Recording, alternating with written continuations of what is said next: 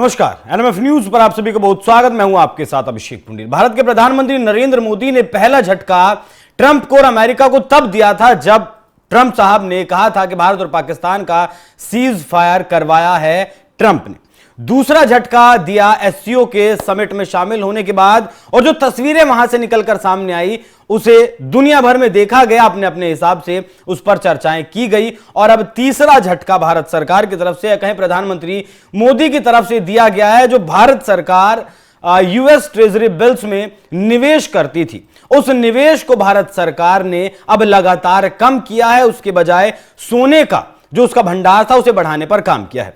याद करिए 2022 जब रूस और यूक्रेन का युद्ध शुरू हुआ था तो रशिया का लगभग $200 बिलियन अमेरिकी बैंकों में जमा था, ट्रेजरी बिल्स में या फिर डॉलर के रूप में। उस पैसे को अमेरिका के द्वारा फ्रीज कर दिया गया था। आज भारत और अमेरिका के बीच जिस तरीके से हालात चल रहे हैं, भारत का लगभग $700 बिलियन, 700 अरब रुपए, 700 अरब डॉलर अमेरिकी बैंकों में ट्रेजरी बिल्स और बाकी चीजों में जमा है, उसे अब हम कम कर रहे हैं। इसके मायने क्या हैं उसे आज समझेंगे। मेरे साथ मौजूद हैं बशीष गाला जी, बिजनेस एक्सपर्ट है। सर बहुत बहुत स्वागत आपका। Thank you. भारत सरकार की तरफ से जो ये कदम उठाया गया, पहले मैं आपसे उस पर ओपनिंग रिमार्क चाहूंगा, एक लाइन, फिर दर्शकों को एक बार ग्राफिक्स के जरिए समझाऊंगा कि आखिर ये ट्रेजरी बिल्स है क्या। आप इस कदम को कैसे देखते हैं? बहुत बढ़िया कदम है और ये इतिहास में ये डेट गवाह है कि जब हमने ना बोला, टैरिफ के सामने झुकेंगे नहीं, ना बोला, और अब हम यूएसए को इनडायरेक्टली चैलेंज कर रहे हैं कि आप नंबर 1 नहीं हो, हम 3-4 दोस्त बन के नंबर 1 बन सकते हैं। तो ये ऐतिहासिक मूवमेंट है भारत का सुपर पावर की ओर बनने के लिए, भारत का विश्व गुरु बनने के लिए। एक बार ग्राफिक्स दिखाइएगा जरा, थोड़ा समझने में आसानी होगी कि क्या है ये ट्रेजरी बिल्स, क्या है इसे आप समझें तो ट्रेजरी बिल्स अल्पकालिक सरकारी प्रतिभूतियां हैं जिन्हें परिपक्वता अवधियां, मतलब मैच्योरिटी पीरियड इसका 1 साल होता है, 6 महीने होता है, कुछ हफ्ते भी होता है, 4 हफ्ते भी होता है, 13 हफ्ते, 26 हफ्ते, 52 सप्ताह, इस तरीके से इसमें किया जाता है। डिस्काउंट पर बेचे जाते हैं, यानी आप इन्हें अंकित मूल्य से कम कीमत पर खरीदते हैं और परिपक्वता पर आपको पूरा अंकित मूल्य मिल जाता है। अंतर ही आपका ब्याज होता है। ट्रेजरी बिल्स को लगभग जोखिम मुक्त माना जाता है क्योंकि इन्हें अमेरिकी सरकार का समर्थन मिला होता है और डिफॉल्ट की जो संभावना है वो ना के बराबर होती है। सर, अगर ये जो ट्रेजरी बिल्स है जो मैंने बताया, दिखाया दर्शकों को, इसे अगर आप आसान भाषा में हमें और हमारे दर्शकों को समझा पाए। ये कर्जा है। अमेरिका को पैसे चाहिए तो वो आपसे पैसे मांग रहा है और वो आपको एक नोट, एक कागज दे रहा है कि गवर्नमेंट ऑफ अमेरिका प्रोमिसेस कि आपको 1 साल के बाद $100 देगा, आज आप हमें $97 दे दो और आपको $100 मिलेगा। ये सिंपली एक डेट, एक कर्जा है। और क्योंकि अमेरिका सुपर पावर है, डॉलर बैक्ड है, तो उसे वर्चुअली पूरे फाइनेंस इंस्टीट्यूशंस में रिस्क फ्री एसेट कहा जाता है। जैसे लास्ट टाइम मैंने आपके चैनल पे कहा था, मैंने ऑलरेडी हिंट दिया था आपको अभिषेक जी, कि अमेरिका के पास अब इतना कर्जा है कि कर्जे को चुकाने के लिए वो और कर्जा ले रहा है। और उसका मास्टर प्लान भी ये है कि तहलका मचाए, स्टॉक मार्केट गिरे, कि पूरी दुनिया को लगे कि हम सेफ एसेट ले लें। बट इंडिया ने शायद मेरा सुन लिया और बहुत एक्सपर्ट्स इंडिया के पास, उन्होंने बोला कि हम आपके दुखते नस पे 2 कदम रखेंगे। उन्होंने ऐसे 2 कदम आज रखे, मैं आपको प्रॉमिस करता हूँ आज अमेरिकन ऑफिशियल्स की नींद खराब होने वाली। एक तो अमेरिका को बोल दिया कि हम तो आपका कर्जा नहीं लेंगे, आपको पैसे चाहिए, हम नहीं देंगे, आप पावरफुल हो भले दुनिया लेंगे, हम आपसे भी सेफ मानते हैं सोना को, गोल्ड को हम गोल्ड में लेंगे।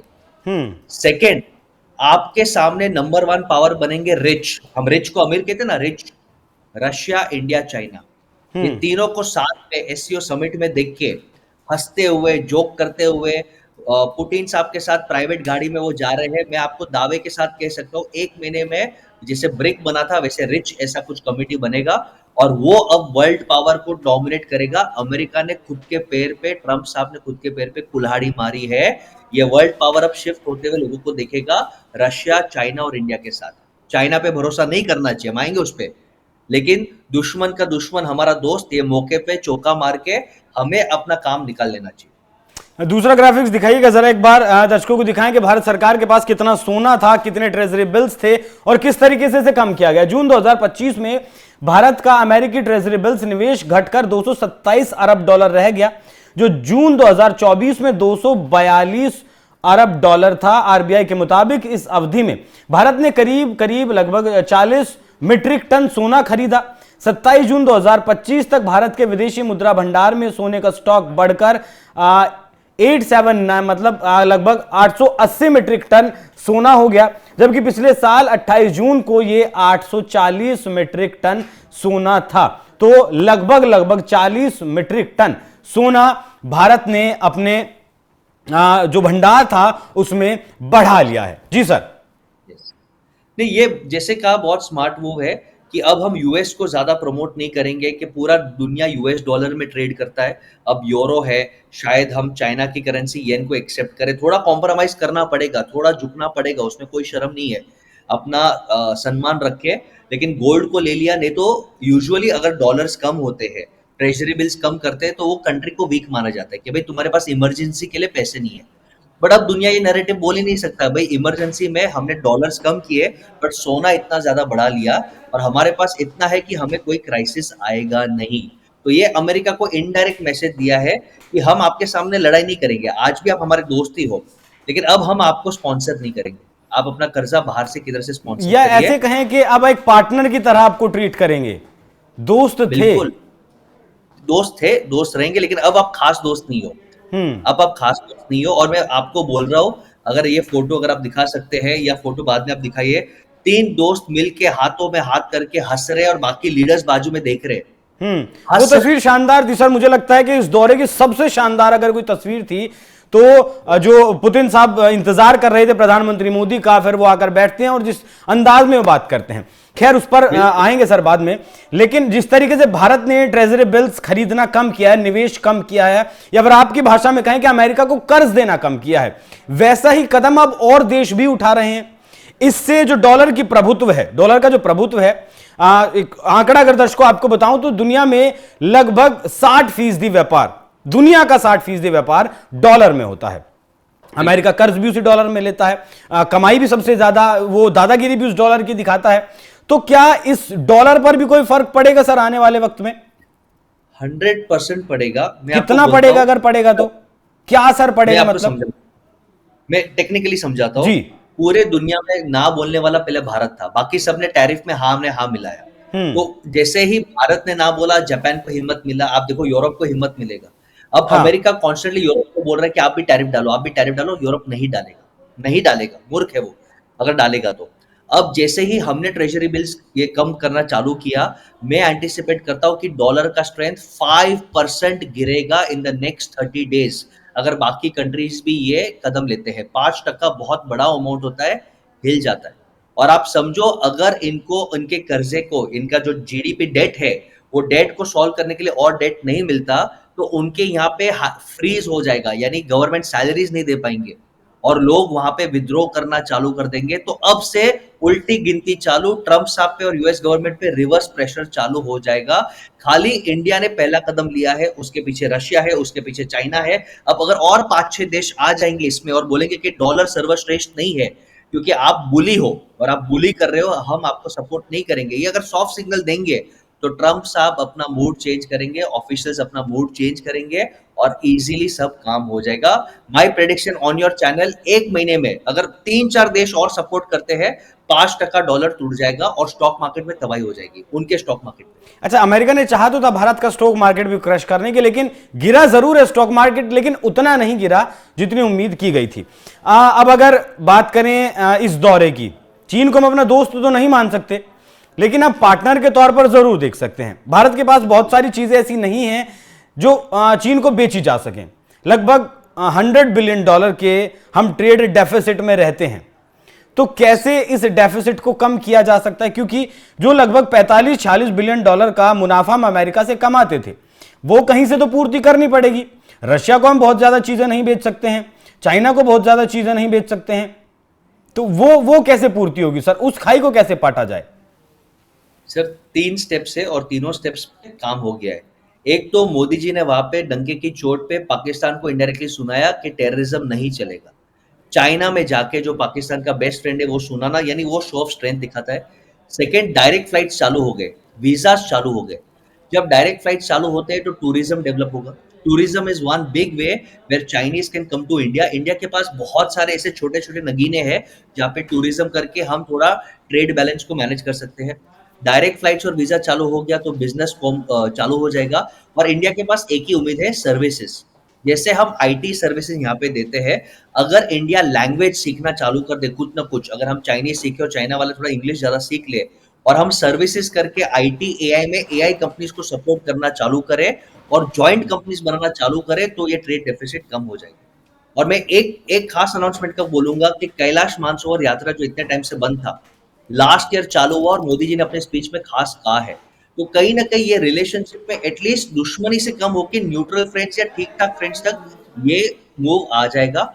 और जी पिंग साहब ने भी एक चीज कहा था कि हम दो पार्टनर बन सकते हैं, थर्ड पार्टी हमें कंट्रोल नहीं करेगा। तो ये डायरेक्ट फ्लाइट चालू करना, वीजा चालू करना, टूरिज्म चालू करना, हमारी तरफ से सर्विसेज चालू करना, और मेरा प्रेडिक्शन है कि अगर ये ट्रेड हम जो भी कर रहे हैं वो डायरेक्ट इंडियन रुपीज और चाइनीज येन में होगा तो डॉलर और गिर जाएगा। आज जो ट्रेड हो रहा है वो डॉलर में ही हो रहा है, जैसे रुपये और रूबल का व्यापार हो रहा है। यस, वैसे अगर रुपीज और चाइनीज येन येन का का हो हो जाएगा तो डॉलर और हिल जाएगा, क्योंकि ये बहुत बड़ा व्यापार है। अच्छा सर, अगर ब्रिक्स कंट्रीज आपस में अपनी अपनी करेंसी में व्यापार करें, ब्राजील हुआ, साउथ अफ्रीका हुआ, रशिया, चाइना, इंडिया, जैसे रुपया और रूबल का व्यापार हो रहा है, रुपये और येन का व्यापार हो, रुपये और ब्राजील के साथ उसी करेंसी में व्यापार हो, तब डॉलर का क्या होगा? इसलिए आपको पता रहेगा, स्टार्टिंग में ही लोगों ने, ट्रंप ने डायरेक्ट धमकी दिया था कि अगर आपने डॉलर को छोड़ के और कोई करेंसी में धंधा प्रेसिडेंट बनने से भी पहले दिया था सर, पहले से। बट अब वो डर चला गया, आपने ऑलरेडी टैरिफ डाल दिए, और क्या, और डाल दो टैरिफ, अब फर्क नहीं पड़ता। और अब क्या फर्क पड़ता है? एक बार धमकी काम आता है, बार बार धमकी काम नहीं आएगा। तो आपको सबसे इंपॉर्टेंट इसमें एक चीज समझना है कि इसमें चाइना डोमिनेट करेगा। एक इसका नेगेटिव साइड समझ रहा हो, चाइना जितना माल सबको दे रहा है उतना माल वो लेता नहीं है, तो चाइनीज येन बहुत स्ट्रांग हो जाएगा। और हमारे पास, चाइना के पास जब रुपी आएगा, रुपी में ट्रेड करेगा, तो रुपीस का करेगा क्या? तो जब तक ये ब्राजील और इंडिया खास करके यहाँ पे मैन्युफैक्चरिंग और सर्विसेज को बहुत फ्रेंडली नहीं बनाते हैं, ये ट्रेड प्रैक्टिकली पॉसिबल नहीं हो पाएगा लॉन्ग टर्म में। आज भी रशिया थोड़ा स्ट्रगल कर रहा है, तो लोग ने क्या किया है, इंडिया में इन्वेस्टमेंट रशिया को अलाउ कर दिया कि आप आइए रियल एस्टेट में, इंफ्रास्ट्रक्चर में इन्वेस्ट करिए। चाइना को वो अलाउ नहीं करना चाहिए, क्योंकि कहीं ना कहीं अभी भी वो स्ट्रैटेजिक रिस्क है कि पाकिस्तान, बांग्लादेश, नेपाल के साथ मिलकर हमें कॉर्नर कर सके। तो जब तक इंडिया अपना मैन्युफैक्चरिंग सर्विसेज को स्ट्रॉन्ग करके वो रिटर्न ट्रेड नहीं कर सकता, तब तक इसको ज्यादा पुश नहीं करना चाहिए। ये जो प्रेस नोट 3 वाला जो ये सरकार का जो कानून है, जो हमारे सीमावर्ती देश हैं उनके लिए, अब मतलब कंफर्म नहीं है, लेकिन सुनने में आया कि सरकार उसमें कुछ ढील दे सकती है जिससे कि चीन का निवेश भारत में बढ़े। अच्छा, अगर सर ऐसा होगा, चीन का निवेश भारत में होगा, फिर क्या चीन भारत को आंख दिखा पाएगा इस तरीके से, क्योंकि उसका निवेश वहां होगा? वो एक खतरा तो रहेगा। देखो, आज आप समझो, चाइना और यूएसए ऐसे है कि we love and we hate each other. अगर यूएसए मरता है तो चाइना भी मरता है, क्योंकि सबसे हाईएस्ट डॉलर्स चाइना के पास है। यूएसए का 35% का जितना डेट है वो चाइना ने खरीद के रखा है। इसके लिए तो ट्रंप चाइना को ज्यादा उंगली नहीं कर रहा है। तो कहीं ना कहीं मैं एक कहावत बार बार बोलता हूँ, keep your friends close, keep your enemies closer. Non sensitive areas में, यानी डिफेंस और लॉजिस्टिक्स को छोड़ के अगर आप बाकी एरियाज में अलाउ करते हैं तो वो अच्छा है, क्योंकि उनका स्किन इन द गेम आता है, कल उठ के वो ज्यादा नुकसान नहीं पहुंचाएंगे। बट हमें डेट ट्रैप से बच के रहना है। जैसे जापान ने हमको, अगर आपको याद है, बुलेट ट्रेन के लिए हमें इंटरेस्ट फ्री 0.01% पे लोन दिया था। चाइना से ऐसे लोन्स लेने की बहुत खतरा है, क्योंकि चाइना का ये मॉडस ऑपरेंडी है। श्रीलंका में, नेपाल में, अफ्रीका में वो पहले बहुत लोन देता है, फिर आप लोन नहीं चुका सकते हो तो वो एयरपोर्ट और ये सब अपने नाम पे कर देता है।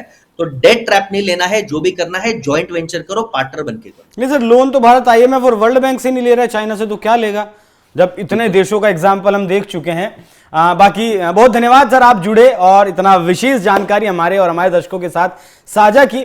बाकी अमेरिका को झटका भारत की तरफ से दिया जाना शुरू हो चुका है, और इस बात को जिस तरीके से सर ने कहा है कि लगभग 30 दिन में, आप संभलिए जरा, अगर जैसे ही डॉलर टूटना शुरू होगा, जो घमंड है अमेरिका का, जो अमेरिका के सर का ताज अमेरिका मानता है, जब वो टूटना शुरू होगा तो ट्रंप अपने आप उस लाइन पर आ जाएंगे जिस लाइन से उतरकर वो गए हैं। बाकी दर्शकों, आप क्या इस विषय पर सोचते हैं? अपनी राय हमें कमेंट कर जरूर बताइएगा। नमस्कार।